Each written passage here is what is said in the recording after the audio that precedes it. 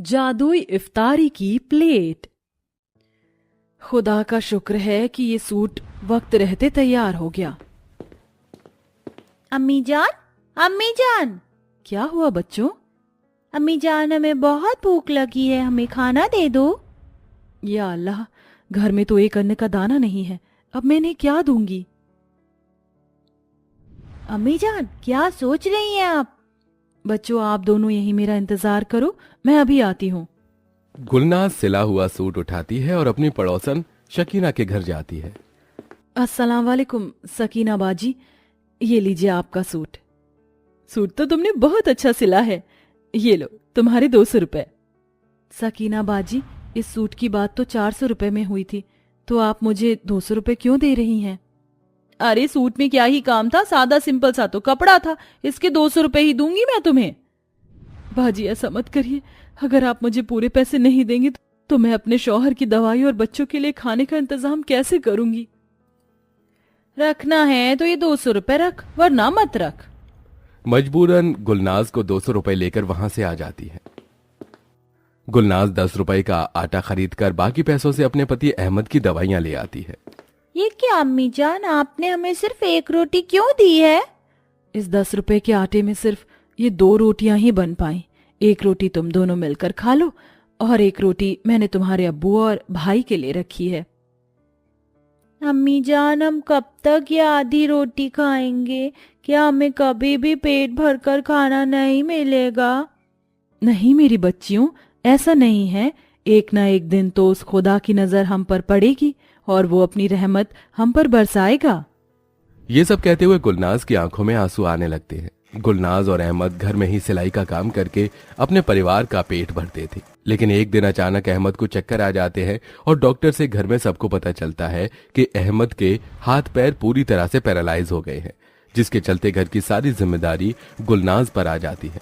अपनी माँ को दिन रात सिलाई मशीन पर इतनी मेहनत करता देख 6 साल का हमजा भी बर्तन की दुकान में काम करना शुरू कर देता है। या अल्लाह, आज फिर तूने एक और गिलास तोड़ दिया, आज तो तू नहीं बचेगा। रफीक अपनी दुकान से एक पतली सी छड़ी उठाता है और हमजा को बेरहमी से मारना शुरू कर देता है। हमजा ये जानता था कि अगर वो कुछ बोलेगा तो रफीक उसे काम से निकाल देगा, इसलिए वो चुपचाप मार सहता रहता है। अम्मी जान, मैं आ गया। या अल्लाह रफीक बेटा, तुम्हारे हाथ में ये निशान कैसे? आज फिर तुम्हें रफीक साहब ने मारा क्या? या अल्लाह, हमने ऐसे क्या गुनाह किए थे जो तू हमें ऐसी सजा दे रहे हो? अम्मी जान, आप ऐसे रोइए मत, आप ही तो कहती हैं खुदा जो करता है वो हमारे बेहतरी के लिए करता है, क्या पता इसमें हमारा ही बेहतर छुपा हो। अपने 6 साल के बेटे के मुंह से ऐसी बातें सुन गुलनाज उसे गले से लगाकर रोती रहती है। ऐसे ही समय गुजरता है और रमजान का महीना शुरू हो जाता है और आज रमजान के पहले रोजे की पहली सहरी होती है। अम्मी जान, मैंने तो सुना है कि सहरी में लोग फल सब्जी, रोटी चावल, बिरयानी, अंडा खाते हैं, लेकिन आपने हमें कल रात की रोटी और नमक दिया है। मेरी प्यारी बहन, खुदा ने फरमाया है कि हमारे पास जो भी कुछ खाने के लिए हो हमें उससे ही अपनी सहरी करनी चाहिए। तुम देखना, जब तुम इस सूखी रोटी और नमक से अपनी सहरी करती हो तो तुम्हें पूरे दिन बिल्कुल भी भूख नहीं लगेगी।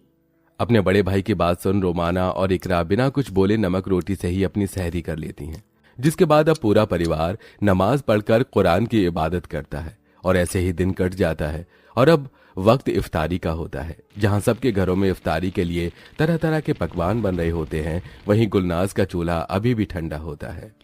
मेरी सहेली है ना जैनब, आज उसके घर में बहुत सारे पकवान बने हैं, लेकिन हमारे घर में क्यों नहीं बने? हम पर खुदा की उतनी रहमत नहीं है कि हम लोग इफ्तारी इतने अच्छे अच्छे और लजीज पकवान खा सके। चलो अब जल्दी से दुआ पढ़ लो, हम सब रोजा खोलते हैं। गुलनाज तीनों बच्चों के साथ सूखी रोटी खाकर ही इफ्तारी करती है। कभी कभी इस परिवार पर ऐसा वक्त आता है कि गुलनाज को अपने तीनों बच्चों के साथ पानी पीकर सहरी और इफ्तारी करनी पड़ती है। न जाने खुदा भी अपने बंदों से किस तरह की रहमत बरसता है। जिसके पास सब कुछ है उसे हमेशा देता है और जिसके पास कुछ भी नहीं है उसे दुखों के अलावा और कुछ नहीं देता। अरे भाई साहब, हमें पीतल के कुछ डिनर सेट दिखा दीजिए। अभी दिखाता हूँ। हमजा, जा जाकर अंदर से पीतल का जो डिनर सेट रखा है वो ले आ। हमजा स्टोर रूम में जाता है और डिनर सेट लेकर बाहर आने लगता है कि तभी अचानक हमजा के हाथ से एक पीतल की प्लेट छूटकर जमीन पर गिर जाती है। बर्तन गिरने की आवाज सुन रफीक जैसे ही अंदर आता है। आज फिर तूने मेरा नुकसान कर दिया। जानता भी है ये पीतल की प्लेट कितने की है। अब तो मैं इसकी कीमत तेरी तनख्वाह से काटूंगा। नहीं साहब, ऐसा मत करिए। अगर आप मेरी तनख्वाह काट लेंगे तो मैं अपने घर पर क्या पैसे दूंगा। रफीक हमजा की एक नहीं सुनता और हमजा को प्लेट के साथ धक्के मार के बाहर निकाल देता है। वहीं हमजा उस पीतल की प्लेट को उठा लेता है। इस प्लेट पर तो काफी ज्यादा निशान पड़ गए हैं, इसे मैं अपने घर ही ले जाता हूँ। वैसे भी घर में 2 ही प्लेट है। हमजा उस पीतल की प्लेट को उठाता है और घर जाकर गुलनाज को दे देता है। अम्मी जान, आज हम इसी प्लेट में एक इफ्तारी करेंगे। हमें अच्छा खाना तो नसीब नहीं है, कम से कम अच्छी प्लेट में तो हम ये सूखी रोटी खा ही सकते हैं। इकरा उस पीतल के प्लेट में सूखी रोटी, नमक और प्याज रख देती है। थोड़ी देर में रोजा खोलने का वक्त हो जाता है।